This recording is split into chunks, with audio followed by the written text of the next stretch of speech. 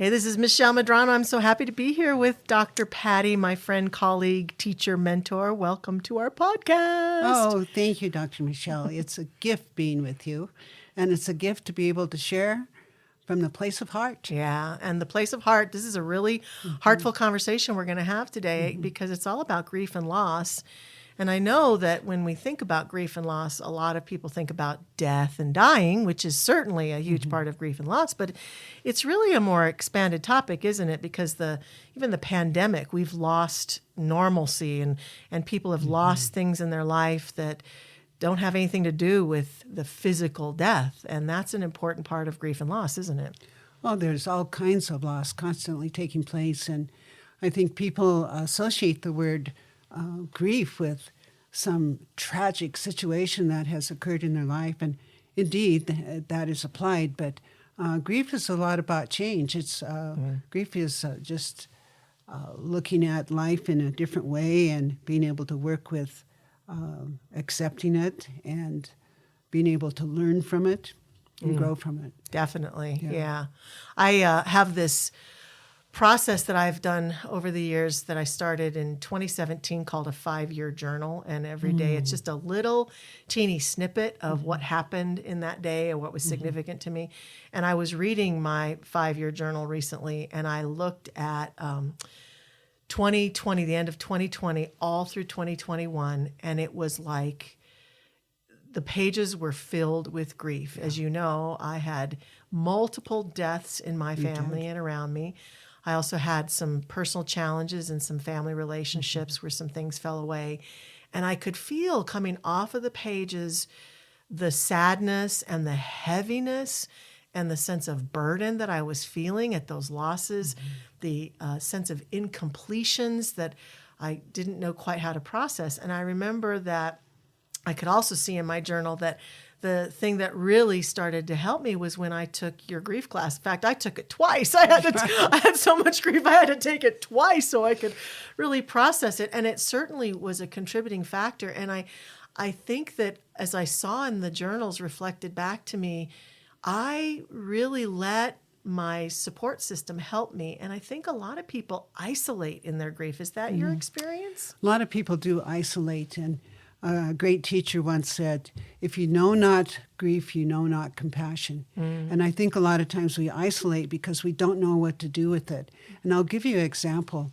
So many years, I'll utilize my own life. I was just a kid when my father died very suddenly. And it was an upset for the whole neighborhood, for the family, everything. But we had to step forward and Mom, get a job, all this type of thing. And so what I have witnessed over the years, it took me close to probably 30 years before I did grief work around the passing of my father when I was a kid. And it was Dr. Alan Warfeld, who's going to be coming to Mile High, who was a great inspiration to me because just his gentle way of working and saying, we have to remember the loss. We have to sense the pain so that we can walk through it. And in my practice, in my ministry, doing grief work with many, many people, probably hundreds over the years, I've noticed that a lot of people don't step into working with and through it.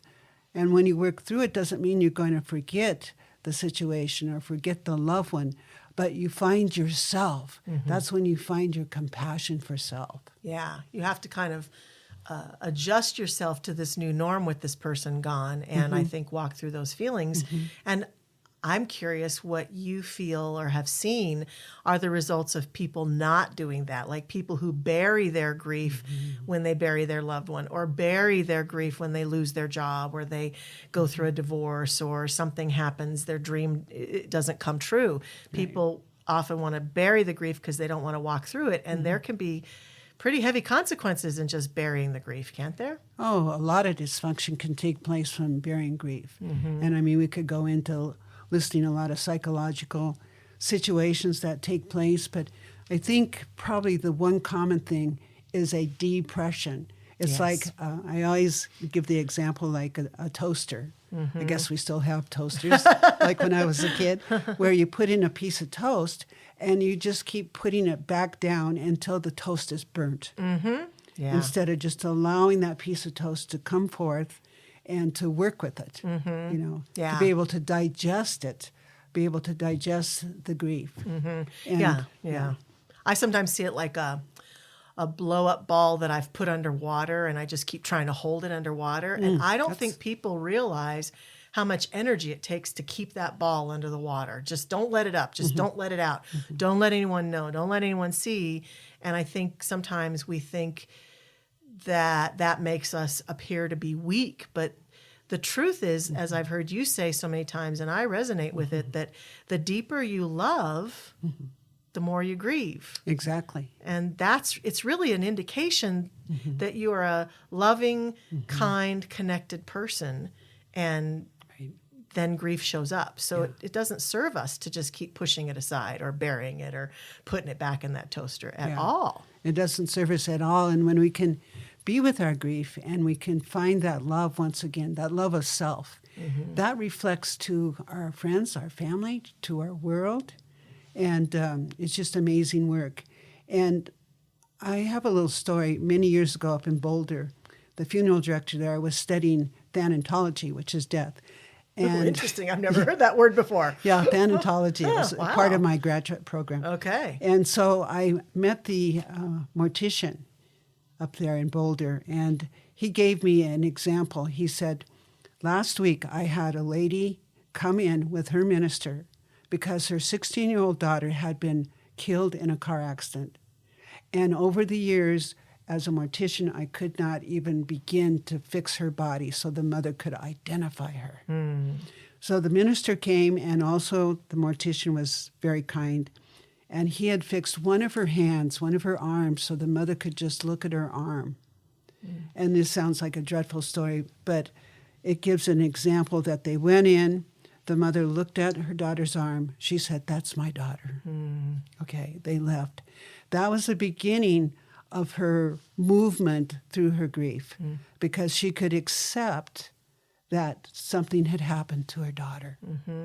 So a lot of times we have to be in those places where we accept the reality of the loss before we can ever accept the pain. Yeah. That mom had to accept the reality before she could feel the depth of pain. Yeah. I really can kind of resonate with that because in the deaths that I experienced in 2020 and 2021, most of them happened when I wasn't there. Like my loved one died, and then I went in to help clean up their life after they were gone, but I never saw them. And when I got word that my stepfather was on his way off the planet, I asked my mother, "Can I come and be with you?" And she said yes. And I flew immediately. I left Colorado and I flew to Arizona. That's good. And I was there with my mother, with him as he passed. And I was a little afraid it was going to be horrible and sad and scary and painful. And I have to say it was beautiful to be there with this important man in my life, and hold his hand and be with my mother and another woman that's a good friend of my mother's, and be talking and in community as he took his last breath, and we bid him goodbye and went through that whole process. There was something more complete actually for me about that experience than there was some of these other ones that had happened kind of in the dark, where, my sister passed away and I was nowhere near and things like that. It was a very different experience. And so there's a grace that can come if we let it to these experiences of grief and loss. Yeah, there definitely is that grace. And I've been with many a family over the years that their loved one is dying, and it's interesting that you share that story, because in those experiences, being with those families, being surrounding the person who's dying, sometimes depends on a disease, whatever, the body kind of jerks or moves or does all kinds of funny things. But I've never had a family say, "Oh, I wish I hadn't been present." And one day I was there with the family, and what came to me was, I am witnessing a birth. I'm witnessing a birth into another level of this person I know is a living soul forever. And I remember I said that to the family. And it just kind of calmed them down a little bit. Then I got to thinking about, well, we celebrate when our little ones pop into the planet. Right. And a lot of times there's a lot of pushing and shoving and a little pain here or there. Screaming occasionally. Sometimes, yeah. When we pop onto the planet. And sometimes that takes place when we leave. Mm-hmm. But if we can see it as a process of movement of birth. Mm-hmm.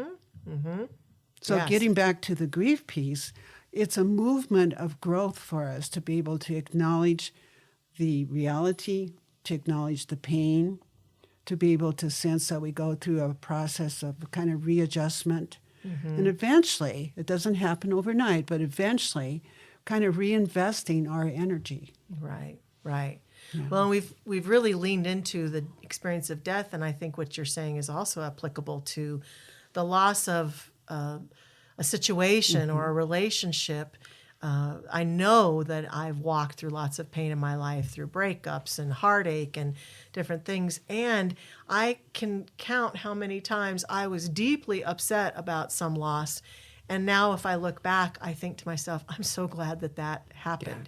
Yeah, right. Because I became someone different, and because I eventually could look back and see that was actually for my highest and greatest good. And it's hard to have that perspective in the midst of it, but part of how we get to that perspective where we can see that experience as something that can bless us is to be willing to do exactly what you just said. Just be with the reality of it, Yeah. process the grief and loss, and get the help and support we need to do that.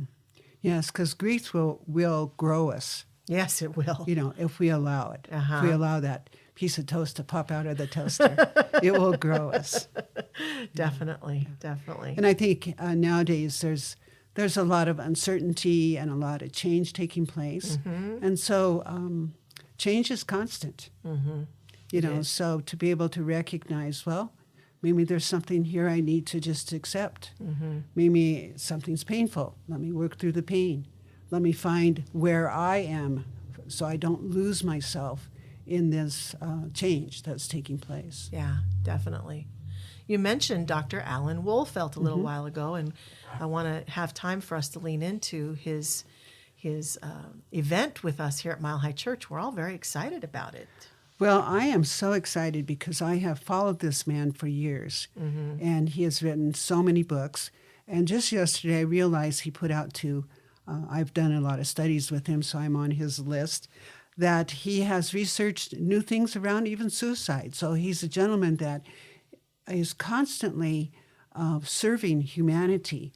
And yes, he's going to be here at Mile High Church. It's a dream come true for me because our bereavement teams here at our church, I've utilized Alan's wisdom in teaching the different principles. And so he's going to come, and I think that date is the 30th of April, Wednesday night.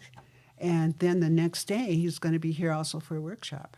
That's great. So Wednesday night, I know he's going to do a workshop that you can attend live or online, and he's going to talk about grief and how to process grief. And so if any of our listeners have been going through any kind of grief, and again, it's not just the grief of death, but all grief, welcome, right? Right, all and so people can join us for that. And then the next day, I really think it's a powerful thing because the workshop on May 1st is all about companioning a griever. Exactly. And I hear a lot of people who say, I know my friend is going through grief and I didn't reach out to them because I didn't know what to say, or I didn't know how to be with them, or I didn't know how to support them, or I didn't want to say the wrong thing, or I didn't want to hurt their feelings, or I didn't want to cause them more upset. And so I think if any of us are caring, compassionate people who have loved ones that we know are going through or will go through grief and loss, that May 1st morning workshop that one's only in person, and that one's going to be a really great one for companionship, right? It's going to be incredible about companioning the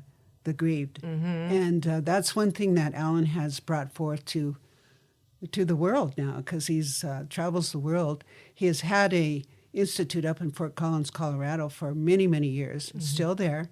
But now he's gone to the world, which I'm so delighted about. And he's one that says it's about companioning. You know, because like you said, Michelle, a lot of times, well, what will I say? Or I'll say the wrong thing. And then a a lot of times we don't say anything and the person is just left there by themselves. Right. But when we can walk by the side of someone, and many times we don't say anything, but I've said this many times to people, I don't know what to say right now, but I'm walking by your side. Yeah. That's so And beautiful. Alan many times utilizes walk through the wilderness with you. Yeah. Well, I really want to thank you for how much you supported me when I've been going through my grief, and your friendship and your presence and your wisdom has just been amazing. And I will say that being in a grief class, it was so touching to be with other people who were going through what I was going through.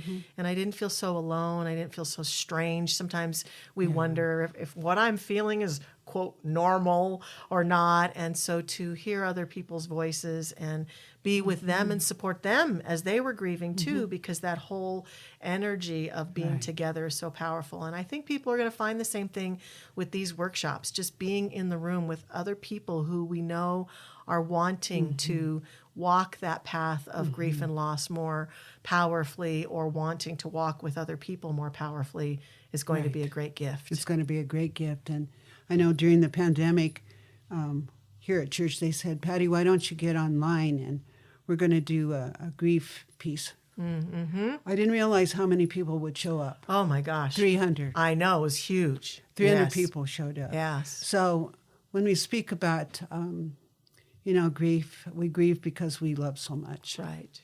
Beautiful. Well, thank you very much. You can get your tickets for our upcoming Alan Wolfelt event at our website at www.milehighchurch.com. You can go to the events page, and we would love to see you there. Thank you, Dr. Patty. Thank you, Dr. Michelle. You're a gift to us all. You are too.